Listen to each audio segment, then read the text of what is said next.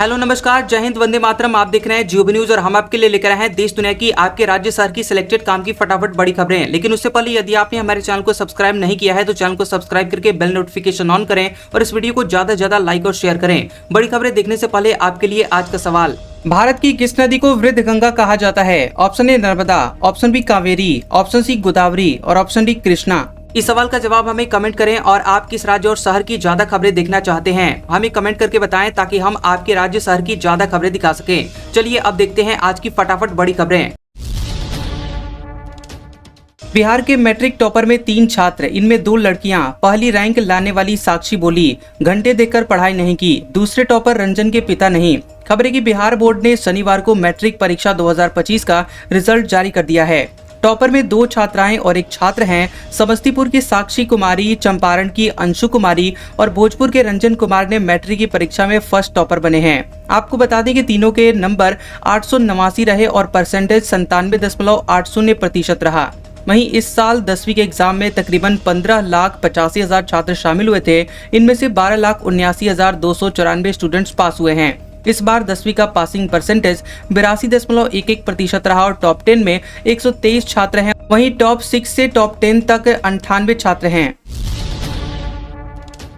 कांग्रेस बोली, मोदी सरकार ने बैंकों को कलेक्शन एजेंट बनाया। एटीएम चार्ज बढ़ने पर खड़गे बोले, मिनिमम बैलेंस न रखने पर जनता से 43,500 करोड़ रुपए वसूले।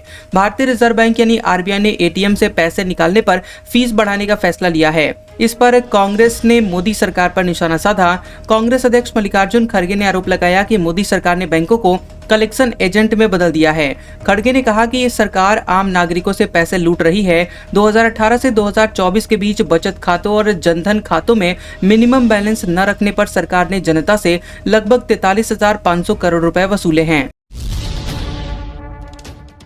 आंध्र प्रदेश सीएम ने वक्फ प्रॉपर्टीज की सुरक्षा का वादा किया। कहा, हमने मुसलमानों के साथ न्याय किया। मुस्लिम लॉ बोर्ड का विजयवाड़ा में प्रदर्शन। आंध्र प्रदेश के मुख्यमंत्री एन चंद्रबाबू नायडू ने वक्फ प्रॉपर्टीज की सुरक्षा का वादा किया। 27 मार्च को विजयवाड़ा में राज्य सरकार की इफ्तार पार्टी में नायडू ने कहा कि तेलुगु देशम पार्टी यानी टीडीपी ने हमेशा मुसलमानों के साथ न्याय किया है। हम वंचित मुसलमान परिवारों के उत्थान के लिए प्रतिबद्ध हैं। मुख्यमंत्री ने मुसलमानों की आर्थिक स्थिति में बेहतरी के लिए प्रशासन के प्रयासों पर भी जोर दिया और बजटीय आवंटन और कल्याणकारी पहल पर बात की। उन्होंने कहा कि उनकी सरकार ने अल्पसंख्यक समुदाय के उत्थान के लिए 2025-26 के बजट में 5,300 करोड़ रुपए आवंटित किए हैं। वहीं वक्फ संशोधन बिल के खिलाफ all India Muslim personal law board Andhra Pradesh के विजयवाड़ा में प्रदर्शन की तैयारी में है। एलन मस्क ने एक्स को अपनी ही कंपनी XAI को बेचा। 2,82,000 करोड़ रुपए में हुई डील 2022 में 3,76,000 करोड़ में खरीदा था।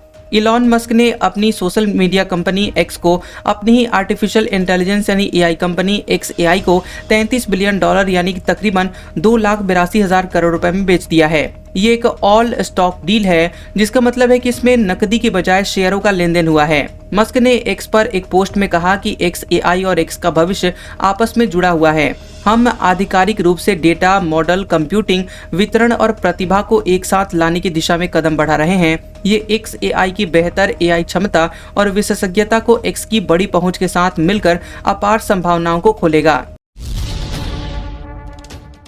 गुजरात में सरदार पटेल की 6 बीघा जमीन हड़पी, 3 दोषियों को 2 साल की जेल। धोखाधड़ी के खुलासे के 13 साल बाद फैसला। लौह पुरुष सरदार वल्लभ भाई पटेल की गुजरात की खेड़ा जिले के गाडवा गांव में पुरखों की जमीन फर्जीवाड़े कर हड़पने के मामले में 3 दोषियों को 2 साल कैद की सजा सुनाई गई है। अहमदाबाद कोर्ट के जज विशाल त्रिवेदी की अदालत ने भूपेंद्र भाई देसाई भाई डाभी और देसाई भाई जेहा भाई डाभी और प्रताप भाई शकरा भाई चौहान को 2 साल कैद की सजा दी है। हालांकि ट्रायल के दौरान हीरा भाई डाभी की मौत हो चुकी है और केस दर्ज होने के तकरीबन 13 साल बाद कोर्ट का ये फैसला आया है। आरोपियों ने 2008 में भी राजस्व रिकॉर्ड में धांधली के जरिए नाम बदलवाने का प्रयास किया था, जो कि असफल रहा। हिमाचल में 2 पावर प्रोजेक्ट लगाएगा तेलंगाना। 400 और 120 मेगावाट के लिए दोनों राज्यों में MOU। 5,000 लोगों को मिलेगा रोजगार। खबर है कि हिमाचल प्रदेश ने शिमला में तेलंगाना सरकार के साथ लाहौल स्पीति में स्थापित होने वाली 400 मेगावाट सेली और 120 मेगावाट मियार जल विद्युत परियोजनाओं के लिए समझौता ज्ञापन साइन किए हैं। प्रदेश में ये पहली बार तेलंगाना सरकार पावर प्रोजेक्ट स्थापित करने जा रही है। इन MOU पर मुख्यमंत्री सुखविंदर सिंह सुक्खू और तेलंगाना के उप मुख्यमंत्री भट्टी विक्रमार्क मल्लू की मौजूदगी में हिमाचल प्रदेश सरकार की ओर से ऊर्जा सचिव राकेश कंवर तथा तेलंगाना सरकार की ओर से प्रधान सचिव ऊर्जा संदीप कुमार सुल्तानिया ने हस्ताक्षर किए हैं। ये दोनों परियोजनाएं चिनाब नदी पर 6200 करोड़ रुपए की अनुमानित लागत से स्थापित की जाएंगी। सुप्रीम कोर्ट जस्टिस नाथ बोले, नदियों की हालत देखकर चिंता होती है। दिल्ली पॉल्यूशन पर कहा, बच्चे बाहर खेलने के लिए भी मास्क लगाएं, ये मंजूर नहीं। खबर है कि सुप्रीम कोर्ट के जस्टिस विक्रम नाथ ने कहा कि देश की नदियां देखकर चिंता होती है, वे गंदगी से भरी पड़ी हैं। मैं जब इन नदियों के किनारे को देखता हूं तो मुझे बहुत पुरानी बातें याद आती हैं। ये पानी कभी इतना जीवंत और शुद्ध था, हम इनका गौरव बचाने में असमर्थ हैं, ये चिंता का विषय है। उन्होंने कहा कि दिल्ली में पॉल्यूशन का लेवल हर रोज हाई होता है। मैं सोचता हूं कि हम सभी का मानना है कि हमारे बच्चों का ऐसे वातावरण में बड़ा होना कतई मंजूर नहीं, जहां उन्हें बाहर खेलने के लिए भी मास्क की जरूरत, कम उम्र में सांस संबंधी बीमारियों की चिंता हो। जस्टिस नाथ दिल्ली में विज्ञान भवन में पर्यावरण पर आयोजित राष्ट्रीय सम्मेलन 2025 के उद्घाटन कार्यक्रम में पहुंचे थे। इस कार्यक्रम की मुख्य अतिथि राष्ट्रपति द्रौपदी मुर्मू थी। कार्यक्रम में देश के अटॉर्नी जनरल R वेंकट रमणी भी मौजूद थे। चंडीगढ़ नोट कांड में पूर्व जस्टिस निर्मल यादव बरी, CBI कोर्ट ने सुनाया फैसला। गलती से जज निर्मलजीत कौर के घर 15 लाख भेजने का आरोप था। खबर है कि पंजाब एंड हरियाणा हाईकोर्ट की पूर्व जस्टिस निर्मल यादव को 15 लाख के नोट कांड में बरी कर दिया गया है। दरअसल शनिवार शाम 4 बजे के बाद चंडीगढ़ में CBI कोर्ट की स्पेशल जज अलका मलिक ने यह फैसला सुनाया। उन्होंने सुनवाई के दौरान निर्मल यादव समेत सभी आरोपियों को बरी कर दिया। पूर्व जस्टिस निर्मल यादव के पैर में फ्रैक्चर था, इसलिए वह ऊपर कोर्ट में नहीं गई, वह नीचे पार्किंग की गाड़ी में बैठी थी। वहीं कोर्ट ने इस मामले को लेकर 300 से ज्यादा सुनवाई हुई और वहीं 76 गवाहों के बयान दर्ज किए गए। हालांकि 10 गवाह अपने बयान से पलट भी गए।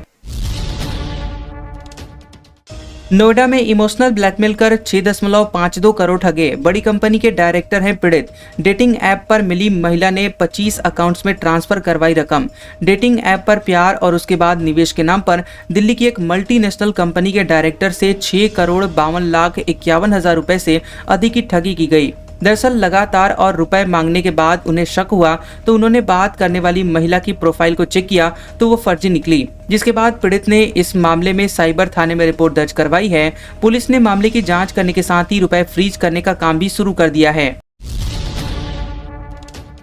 जम्मू के कठुआ में सेना आतंकवादियों के बीच फिर एनकाउंटर शुरू। सुरक्षा बलों ने 4-5 आतंकवादियों को घेरा। 3 दिन में 2 आतंकवादी हुए ढेर, 4 जवान शहीद।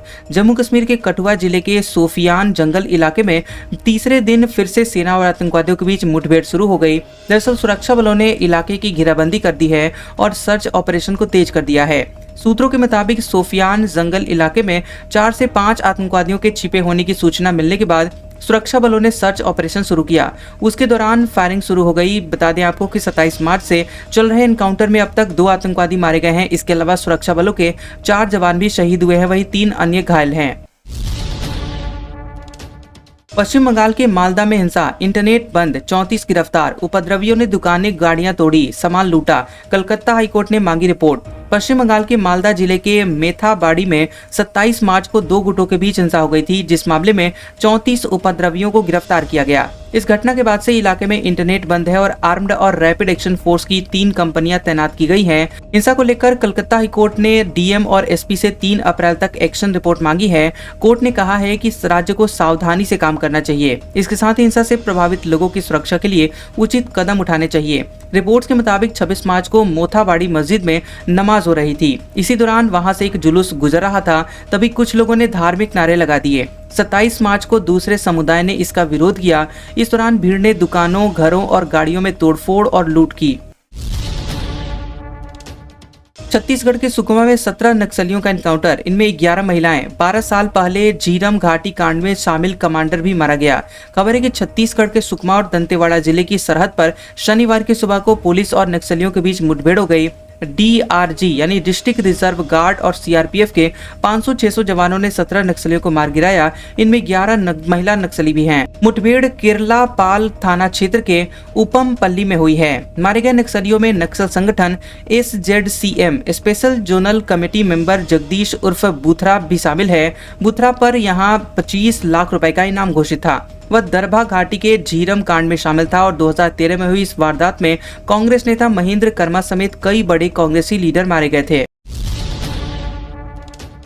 कॉमेडियन कुणाल कामरा पर 3 नए केस हुए दर्ज। संजय राउत बोले वह आतंकवादी नहीं, उन्हें कंगना की तरह स्पेशल प्रोटेक्शन मिलना चाहिए।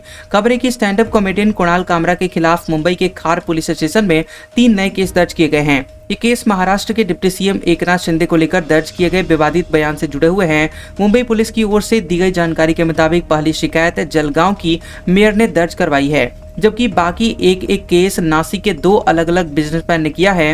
वहीं केस में मुंबई पुलिस कुणाल कामरा से पूछताछ के लिए 2 समन जारी कर चुकी है।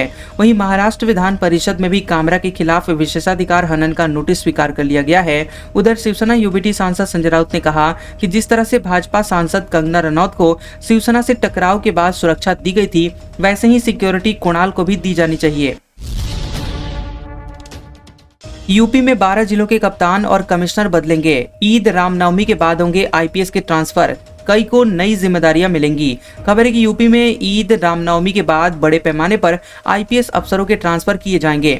मौजूदा कार्यवाहक डीजीपी प्रशांत कुमार के रिटायरमेंट से पहले बड़े बदलाव की बात कही जा रही है और इसमें कम से कम 12 जिलों के पुलिस कप्तान और पुलिस कमिश्नर को नई जिम्मेदारी दी जा सकती है।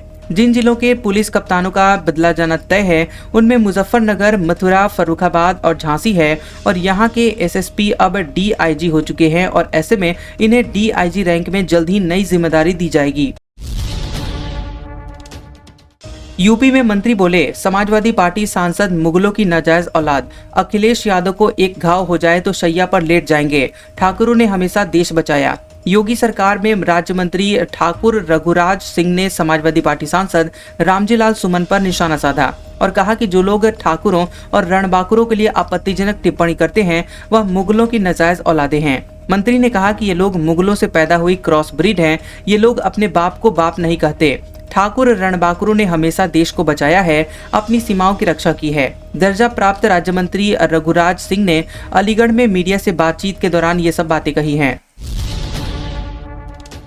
दुष्कर्म केस में आसाराम को मिली अंतरिम जमानत। पीड़िता के पिता ने कहा वकील और डॉक्टर दोनों ने धोखा दिया, मेरे परिवार पर हो सकता है हमला। खबर है कि दुष्कर्म के दोषी आसाराम को 3 महीने की अंतरिम जमानत मिल गई है। शाहजहांपुर में पीड़िता के पिता ने अपने वकील और आसाराम का मेडिकल कराने वाले डॉक्टर पर आरोप लगाए। उन्होंने कहा कि आपत्ति लगाने के लिए वकील से कहा लेकिन वो टालते रहे। उनके वकील प्रलोभन में आ गए हैं। पिता ने कहा कि लंबी लड़ाई लड़ने के बाद अब परिवार में मायूसी है। उन्होंने कहा कि अगला कदम करीबियों से बात करके उठाएंगे। आसाराम पर दुष्कर्म का केस दर्ज कराने वाली नाबालिग पीड़िता शाहजहांपुर जिले की रहने वाली है। आसाराम पैरोल पर बाहर थे, जिसको कुछ ही दिनों में फिर से जेल जाना था। इस बीच आसाराम दोबारा से जमानत पाने के लिए कोशिश में लगा हुआ था। इधर उसकी फिर से जमानत अर्जी पर आपत्ति लगाने के लिए पीड़िता के पिता लगातार अपने वकील से संपर्क करते रहे, लेकिन उनके वकील ने कोई आपत्ति दाखिल ही नहीं की।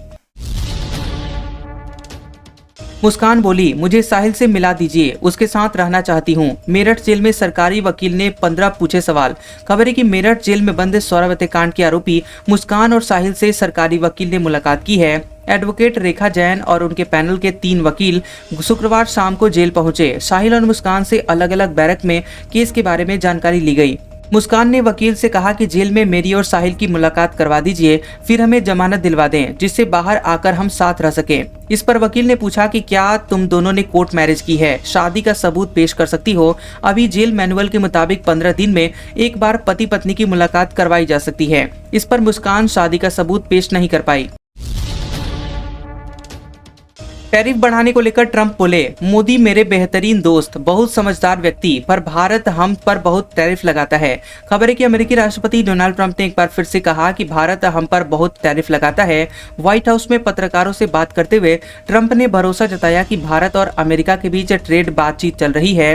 वहीं हालांकि उनकी सरकार भारतीय सामान पर बराबरी का टैरिफ लगाने की कोशिश कर रही है। ट्रंप ने कहा कि प्रधानमंत्री मोदी हाल ही में यहां आए थे और हम हमेशा अच्छे दोस्त रहे हैं। भारत दुनिया में सबसे ज्यादा टैरिफ लगाने वाले देशों में से एक है, वे बहुत समझदार हैं। प्रधानमंत्री मोदी की तारीफ करते हुए ट्रंप ने उन्हें बेहतरीन दोस्त और बहुत समझदार व्यक्ति कहा। उन्होंने कहा कि मुझे लगता है कि भारत और अमेरिका के बीच चीजें बहुत अच्छे से काम करेंगी। मैं कहना चाहता हूं कि भारत के पास एक बेहतरीन प्रधानमंत्री है।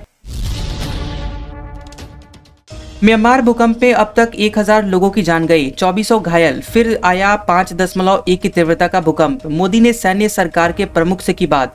म्यांमार में शनिवार की दोपहर 3:30 बजे फिर से भूकंप आया। रिक्टर स्केल पर इस भूकंप की तीव्रता 5.1 मापी गई। इस तरह से 2 दिन में 5 से ज्यादा तीव्रता वाले 3 भूकंप के झटके आ चुके हैं। शुक्रवार को 7.7 की तीव्रता के भूकंप आने के बाद म्यांमार में भारी तबाही मच गई थी और मरने वाले लोगों का आंकड़ा 10,000 से ज्यादा हो सकता है। ये आशंका यूनाइटेड स्टेट जियोलॉजिकल सर्वे USGS ने जताई है। भूकंप के झटके थाईलैंड, बांग्लादेश, चीन और भारत तक महसूस किए गए थे। आज का सुविचार, कन्फ्यूशियस ने कहा था, इससे कोई फर्क नहीं पड़ता कि आप कितनी धीमी गति से चलते हैं, बस आपको रुकना नहीं है। कैसा लगा ये वीडियो हमें कमेंट सेक्शन में जरूर बताएं। वीडियो पसंद आया हो तो वीडियो को लाइक और शेयर करें और ऐसी इंटरेस्टिंग वीडियोस देखने के लिए हमारे चैनल जियो न्यूज को सब्सक्राइब करें और बेल आइकॉन को दबाएं। और हमारे ओल्ड और लेटेस्ट वीडियोस देखने के लिए हमारे प्लेलिस्ट और कम्युनिटी टैब को जरूर चेक करें। तो मिलते हैं अगले वीडियो में, तब तक के लिए आपका शुक्रिया।